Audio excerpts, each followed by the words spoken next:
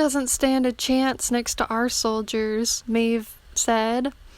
I don't care what they say about this boy soldier. Laine thought she was talking mostly to herself, but maybe to Laine and Fergus also. The steam still rose from the pot. In Laine's old blog that was lost somewhere in cyberspace called Modern Legend, she traced the journey of the heroes from the Tain, applying her own emotionality to the heavy plot-laden Irish epics that in her opinion seemed to lack any internal dialogue.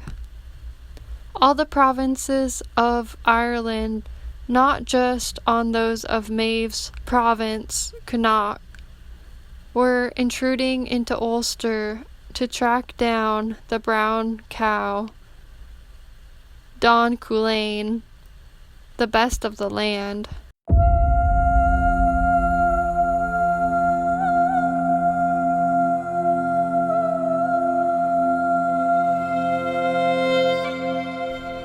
Maeve wore a powder made of hyacinth that matched the blue of her eyes, and foxglove rouge. She wore a fur stoat collar. She looked so beautiful and fierce at the same time, and her helmet didn't even make her hair flat. This lady's going to record the battle, Fergus said. Maeve scowled at Laine.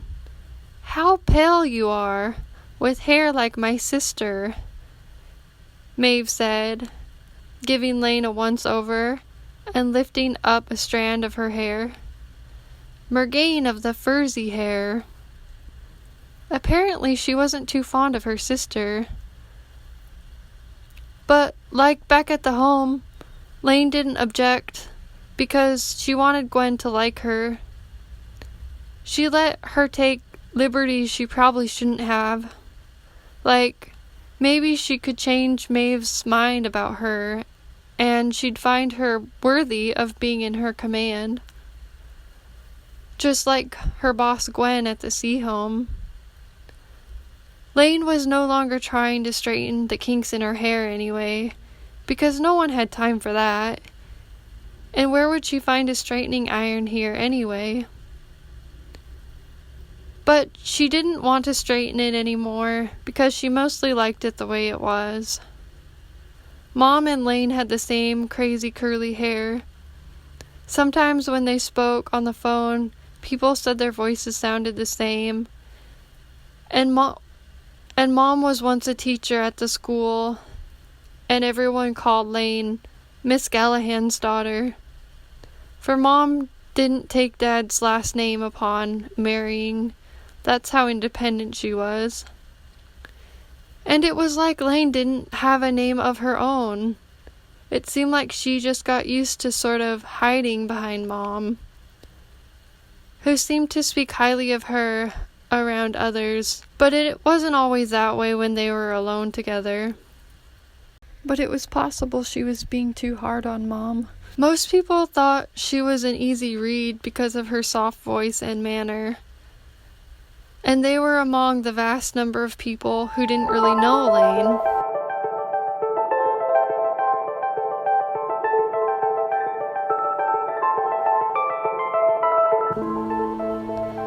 You're not an actual warrior. You don't even eat meat, Maeve said. Laine did not know how Maeve knew this about her. Did she also know that she'd work at a vegetarian fast food chain, making sandwiches, while pursuing her dream of being a writer? At least this one will be free-range grass-fed, Laine said. Maeve didn't seem to understand or pretended not to be listening.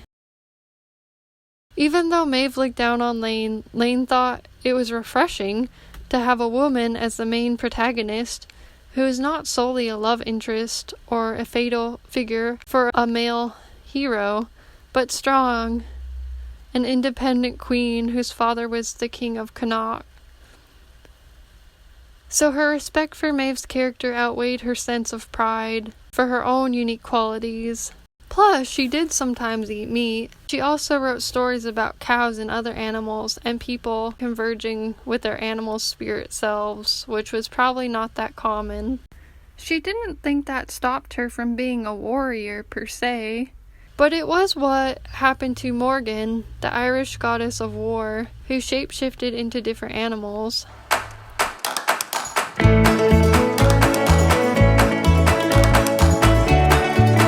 She stopped rotating the clay pot Fergus had poured the campfire water into, rotating the cup around her cheek and chin the way she used to do with the teacup.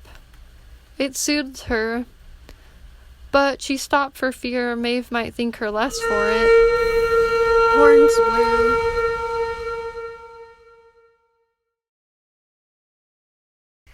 "Damn him," Maeve said. "He always gets the last word in the first horn."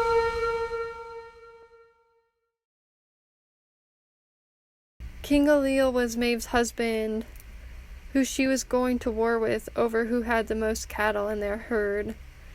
At the palace they shared together in Roscommon. Or one could say it was Gwen's ex-husband. "What took you so long?" Maeve asked her husband, as though she had the upper hand. But they all knew she had no advantage. The trumpets began to blow something crazy.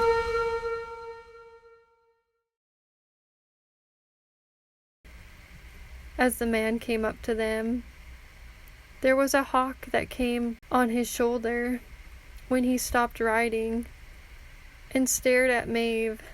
She didn't notice at first, then looked up and sneered. They started bickering, and Laine realized that of course this man was King Ailill.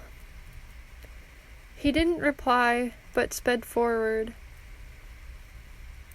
He was some ways in front of her now, riding up the hill, and Maeve raced to catch up. Ailill stopped and looked back to see Maeve's face, like a fresh plain of grass, because he still loved her. Laine half expected Ailill to be more upset when he saw his wife lying with another man, but then again they were at war, and he ignored Maeve's comment or pretended he had and gripped the reins tighter. Though he didn't seem thrilled about her infidelity, it was different in those times, and women were more equal. Laine realized why he was called Hawkman. As the hawk again lifted off into the sky, when the horse accelerated, and she thought it was beautiful and fiercely independent, like the women of those times.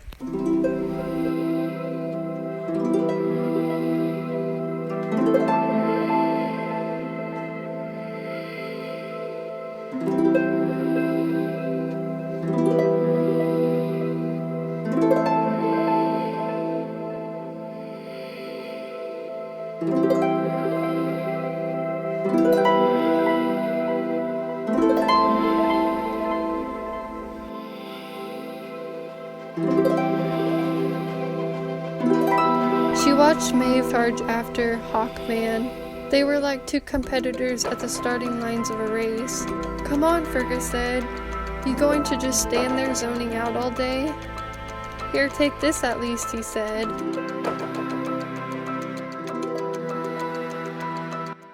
Handing Laine a helmet and helping her off the boulder. Maeve smoothed her hair, vainly or self-consciously, for when she met her husband horse to horse. Laine saw where the sound was coming from, harsh-sounding trumpets, with animal heads at the top, around 3 feet over the trumpet player's head.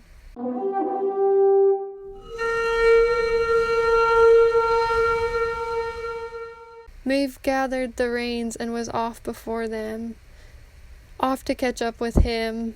It all happened so fast. "I'm going to rally the troops," Fergus said. Troops? Laine thought.